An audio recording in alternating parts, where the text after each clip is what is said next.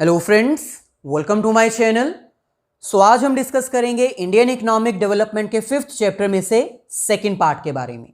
इसका first part हम already upload कर चुके हैं। अगर वो वीडियो आपने नहीं देखी तो उन सभी वीडियोस का लिंक डिस्क्रिप्शन में गिवन है, आप जाकर देख सकते हैं। इस सेकेंड पार्ट में आज हम डिस्कस करेंगे अपने थर्ड टॉपिक के बारे में, that is India's foreign trade after independence. हम डिस्कस कर रहे थे इंडियाज फॉरेन ट्रेड के बारे में, जिसके फर्स्ट पार्ट में हमने डिटेल में डिस्कस किया था कि on the eve of independence, जब इंडिया के ऊपर ब्रिटिश गवर्नमेंट का कंट्रोल था, तब इंडिया फॉरेन मार्केट में कैसे परफॉर्म करता था, उसका फॉरेन ट्रेड कैसे पॉसिबल हो पाया, या फिर हम ये कह सकते हैं कि कैसे ब्रिटिश गवर्नमेंट ने इंडिया के फॉरेन ट्रेड को डिस्ट्रॉय कर दिया था। अब हमें थर्ड टॉपिक में क्या डिस्कस करना है, आफ्टर इंडिपेंडेंस इंडिया का फॉरेन ट्रेड कैसा है, कैसे वो ग्रो कर पाया, क्या उसकी सिचुएशन है।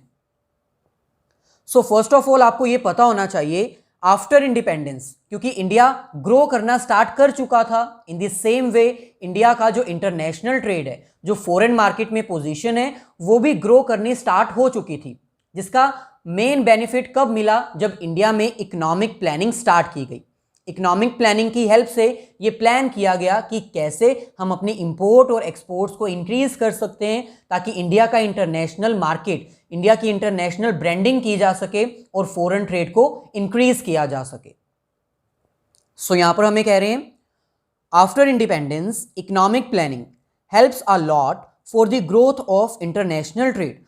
इकोनॉमिक प्लानिंग एक मेन आइटम थी, थिंग थी, जिसकी हेल्प से हम प्लानिंग करते थे और अपने इंटरनेशनल ट्रेड को इंक्रीज करते थे। Following are the main highlights that presents the position of India's foreign trade after independence. ये हमारे पास कुछ मेन कंपोनेंट्स प्रोवाइड किए गए हैं, या फिर ऐसे हाइलाइट्स प्रोवाइड किए गए हैं जिसकी हेल्प से हम ये डिसाइड कर सकते हैं कि इंडिया का फॉरेन ट्रेड कैसा था, क्या वो ग्रो कर रहा था या फिर नहीं कर रहा था, उसकी इंटरनेशनल मार्केट में पोजीशन कैसी थी। ये हमें कुछ कंपोनेंट्स हैं जो डिटेल में डिस्कस करने हैं। इसमें फर्स्ट हमारे पास आता है volume of foreign trade, second composition of foreign trade, and third हमारे पास आता है डायरेक्शन ऑफ फॉरेन ट्रेड। इसमें से हम अपना फर्स्ट टॉपिक कवर करेंगे, volume of foreign trade.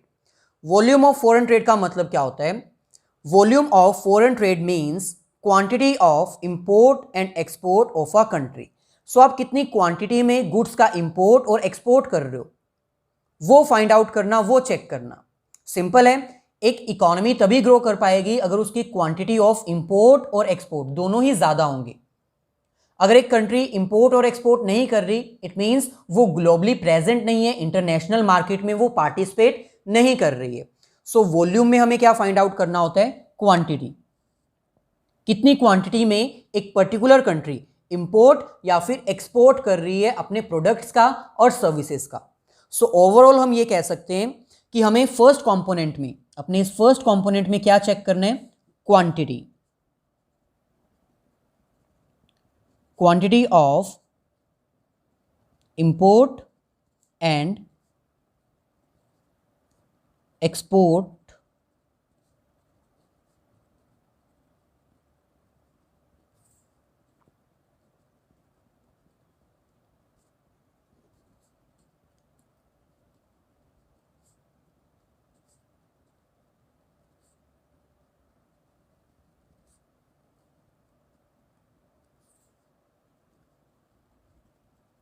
Quantity में बेसिकली हमें यह चेक करना है quantity of import and export of goods and services by India to the rest of the world.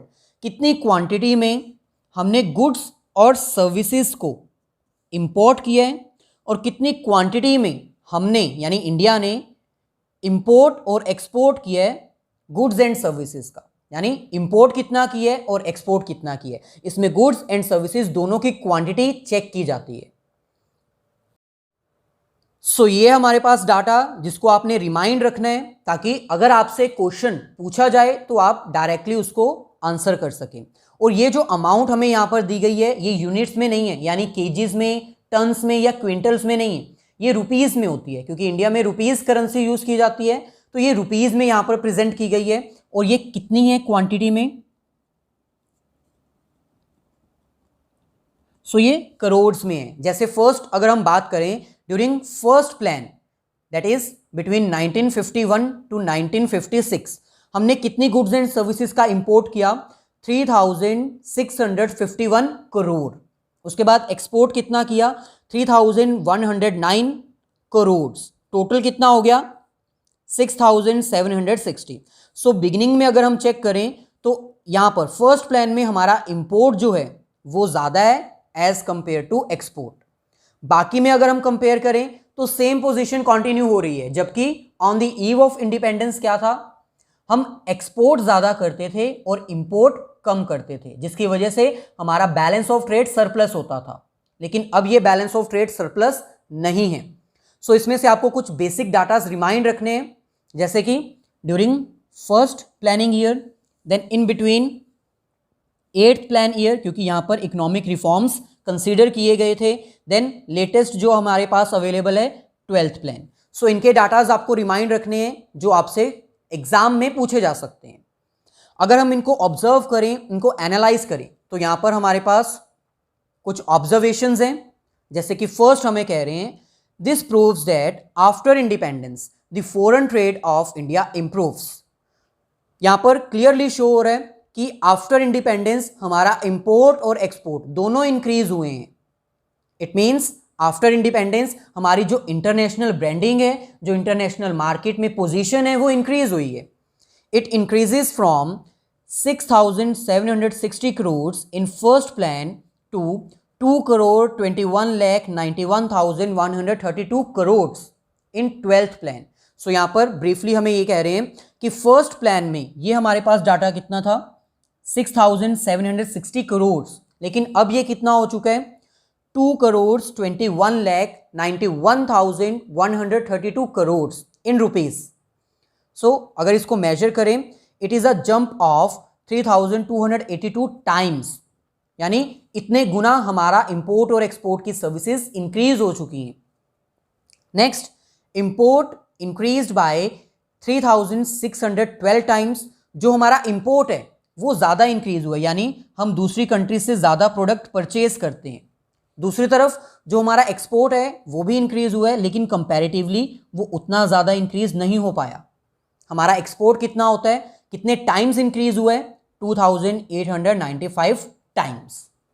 सो ये हमारे पास डाटा है जो आपको रिमाइंड रखना है during first plan, 8th plan and 12th latest plan. So ऐसे ही नेक्स्ट हमारे पास आता है ऑब्जर्वेशंस नोटेड। जो अभी हमने डाटा प्रेजेंट किया, अगर हम उसको डिटेल में ऑब्जर्व करें तो ये हमारे पास कुछ ऑब्जर्वेशंस हैं। जैसे फर्स्ट हमें कह रहे हैं both import and exports shows a huge jump. हमारे इंपोर्ट और एक्सपोर्ट दोनों इंक्रीज हुए हैं, but that is because initially the volume of foreign trade is very low. तो ये आपको पता होना चाहिए कि ये इतना बड़ा जंप क्यों शो कर रहा है, क्यों हमारे इंपोर्ट और एक्सपोर्ट इंक्रीज हुए हैं। यहां पर हमने शो किया था कि हमारे जो इंपोर्ट हैं वो 3,612 टाइम्स इंक्रीज हो चुके हैं और एक्सपोर्ट्स 2,895 टाइम्स जंप कर चुके हैं। लेकिन ये इतना बड़ा जंप क्यों नोट किया गया? क्योंकि बिगिनिंग में हमारे इंपोर्ट और एक्सपोर्ट बहुत ही लो थे। अगर मैं कह दूं कि बिगिनिंग में हम 20 रुपीज़ का इंपोर्ट कर रहे थे और अब 1000 का कर रहे हैं, तो ये जंप बहुत ही ह्यूज जंप है।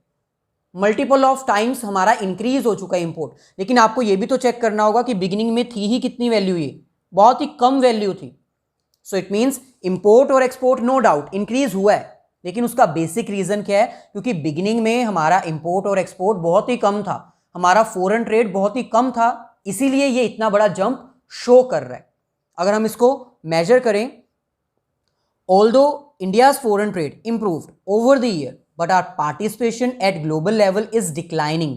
सो ये एक मेजर रीजन है। हमारा इंपोर्ट और एक्सपोर्ट इंक्रीज हुआ है, लेकिन अगर हम इसको ग्लोबल लेवल पर मेजर करें तो हमारी पार्टिसिपेशन, हमारा जो ग्लोबल लेवल पर शेयर था वो डिक्रीज हुआ है। 1950 टू 1951 यहां पर हमारे पास कितनी पार्टिसिपेशन थी?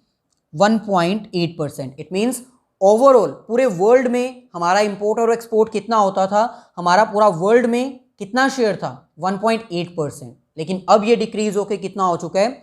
1991 के अकॉर्डिंग 0.5%। यानी हम यहाँ पर ये कॉन्क्लूड कर सकते हैं कि जब तक न्यू इकोनॉमिक पॉलिसी नहीं लेकर आए थे तब तक हमारा जो शेयर है ग्लोबल मार्केट में वो डिक्रीज हो रहा था। उसके बाद क्या हुआ, ये हमारे पास डाटा गिवन है जो कि इंप्रूव हुआ है after 1991, that is after economic reforms. So economic reforms किए गए थे जो हमारे पास 6th चैप्टर में गिवन है। सो कुछ इकोनॉमिक रिफॉर्म्स किए गए थे एलपीजी के regarding, liberalisation, privatisation and globalisation के रिगार्डिंग। उसके बाद ही ये पॉसिबल हो पाया कि हमारा जो इंपोर्ट और एक्सपोर्ट का शेयर है ग्लोबल मार्केट में वो इंक्रीज हो सका। So after 1991 there is, that is after economic reforms, India's share in the foreign trade improve. 2017 and 18 का डाटा हमारे पास गिवन है। इंपोर्ट कितने, 2.6%, यानी पूरे वर्ल्ड में जितनी भी इंपोर्ट्स की जाती हैं उसमें से हमारा कितना शेयर है, 2.6%। और पूरे वर्ल्ड में जितने भी एक्सपोर्ट्स किए जाते हैं उसमें हमारा कितना शेयर है, 2.1%। सो ये थी हमारी आज की वीडियो जिसमें हमने ये डिस्कस किया कि आफ्टर इंडिपेंडेंस इंडिया का इंटरनेशनल ट्रेड कैसा था, क्या उसकी पोजीशन थी, जिसके अकॉर्डिंग हम अपने फर्स्ट जो पॉइंट हमने डिस्कस किया that is volume of foreign trade, उसके अकॉर्डिंग हम ये कह सकते हैं कि इंडिया की वॉल्यूम इंक्रीज हुई है। इट मीन्स इंडिया का foreign trade after independence improve हुआ है। अगर वीडियो अच्छी लगी है तो प्लीज लाइक जरूर कर दीजिए और अपने सभी फ्रेंड्स के साथ इसको शेयर कर दीजिए।